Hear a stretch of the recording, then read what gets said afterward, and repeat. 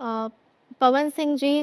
मेरे हिसाब से तो मैं उनको अंकल ही बोलूँगी। एक टाइम पे मैं उनको अंकल बोला करती थी। तो उनके साथ मैंने स्टेज साझा किया है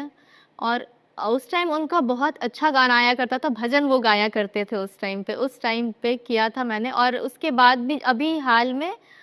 मुझे लगता है 5-6 साल पहले मुझे उन्होंने फ़िल्म के लिए भी ऑफ़र वहाँ उनके तरफ से आया था, लेकिन उस टाइम तक उनकी फ़िल्म उतनी अच्छी मुझे लगी नहीं, क्योंकि उनके फ़िल्मों में भी अश्लीलता को बड़ा तवज्जो दिया जाता है, तो बस इस वजह से ही मैंने उस चीज़ों को भी डिनाई किया। तो इसलिए आप उसमें